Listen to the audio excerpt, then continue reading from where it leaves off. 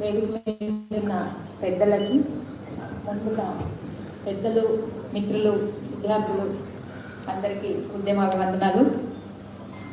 నేను ఇక్కడ వర్గీకరణ ఫలితం పొంది మీ ముందు ఉన్న ఒక బైండ్ల కమ్యూనిటీ నుంచి ఉద్యోగం పొంది మీ దగ్గర ఉండడానికి ప్రధాన కారణం మందకృష్ణ మాదిగన్న పోరాటం, ఎంఆర్పిఎస్ ఉద్యమం.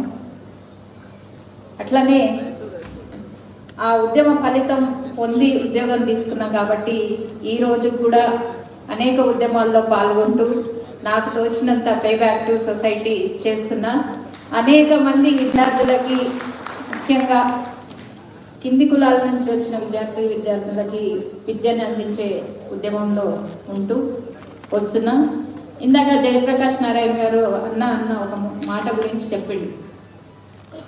పెద్ద కులాలు, చిన్న కులాలు ఉంటే నేను చిన్న కులాల వైపు, బీసీ కులాలు, దళిత కులాలు ఉంటే దళితుల వైపు అని దీని కొనసాగింపు నేను ఒక సందర్భం చెప్పదలుచుకున్నా. కరీంనగర్లో మేము మైనింగ్ ఉద్యమం చేస్తున్నప్పుడు మా సోదరులు ఎంఆర్పిఎస్కి నాకు మధ్యన ఒక చిన్న ఘర్షణ ఏర్పడింది. ఒక రెడ్డి అబ్బాయిని అరెస్ట్ చేయాలని డిమాండ్తో వస్తే అన్నకి ఫోన్ చేసిన. పోలేపల్లి ఉద్యమంలో కూడా అన్నకే ఫోన్ చేస్తే, ఇక్కడ ఏమైనా ఒక పెద్దన్న ఉన్నాడు, అడ్డగా ఉన్నాడని ఉద్యమాల్లో నేను తిరుగుతుంటా. అన్నకు ఫోన్ చేస్తే ఇదే కొనసాగింపు చెప్తూ, అన్న మన చెల్లె ఆడబిడ్డ ఉంది, ఎంఆర్పిఎస్ ఉద్యమంలో ఒక మగ, ఏ దళిత ఉద్యమంలో కానీ ఒక మగ ఒక ఆడపిల్ల ఉంటే నేను ఆడపిల్ల వైపు, మనం అందరం కూడా ఆడపిల్ల వైపు ఉండాలని చెప్పి ఆ రోజు కరీంనగర్ ఎంఆర్పిఎస్ మిత్రులకి చెప్పడంతో ఆ సమస్య సాల్వ్ అయింది.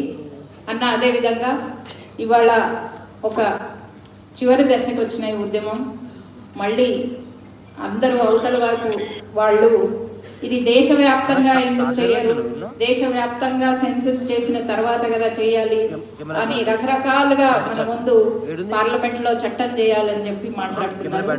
కానీ ఇవాళ అసెంబ్లీలో ప్రకటన తర్వాత మొన్న కూడా రేవంత్ రెడ్డి గారు వరల్డ్ మాదిగ డే రోజు పాజిటివ్గా ఉన్నట్టు చెప్తున్నారు. ఈ సందర్భంలో ఐక్యత ఒకటి, ఇందాక శ్రీనివాస్ గారు మాట్లాడినట్టు ఈ ఉపకులాలు అందరూ కూడా మందకృష్ణ మాదిగన్నతో ఉన్నారు, ఉంటారు. ఇక ముందు న్యాయం కోసం చూస్తున్నారన్న. ఈ న్యాయంలో వెనుకబాటుతనం, కల్చరల్గా, పొలిటికల్గా, సోషల్గా, ఎడ్యుకేషన్ పరంగా వెనుకబాటుతనంతో అనేక కింది కులాలు ఉన్నారు.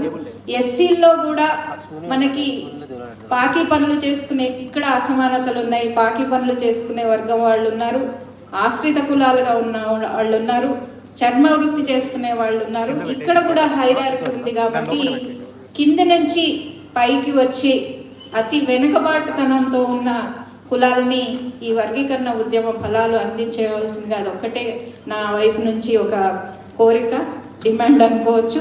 రెండు, మహిళల ప్రాతినిధ్యం కూడా. అన్న నేను రాష్ట్రంలో ఎస్సీ పాపులేషన్ మీద ఒక స్టడీ చేసిన, చాలా బాధ అనిపించింది. ఈ మధ్యకాలంలో కూడా ఎస్సీ ఉపకులాల నుంచి రిప్రజెంటేషన్లు అడిగినప్పుడు ఎంత బాధ అనిపించిందంటే కొన్ని కులాల్లో ఇంకా 10th వరకు కూడా చదవని కులాలు ఉన్నాయి. ఇంకా ఊరి మధ్యకు అంటే వెలివాడకు, వెలివేతకి ఇంకా అవతల ఉన్న కులాలు ఉన్నాయి.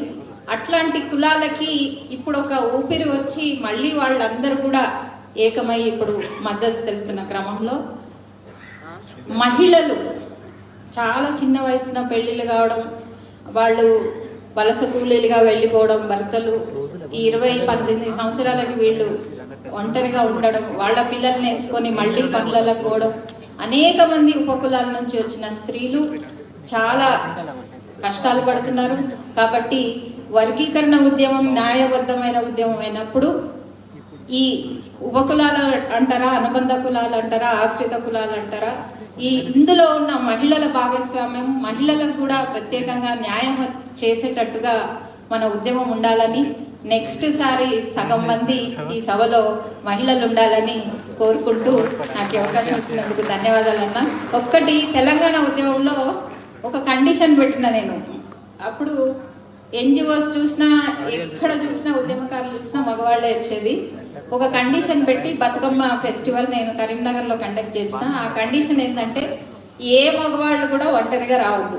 మీరు భార్యలతో వస్తారా, మీ స్నేహితులతో వస్తారా, ప్రియురాళ్లతో వస్తారా, మాకు సంబంధం లేదు, కానీ ఒక్కొక్క మగవాళ్ళు ఒక మహిళను తీసుకురావాలి అట్లా అని చెప్పినప్పుడు గత కొన్ని మీటింగ్లన్నీ కూడా సగం సగం ఉన్నాయి.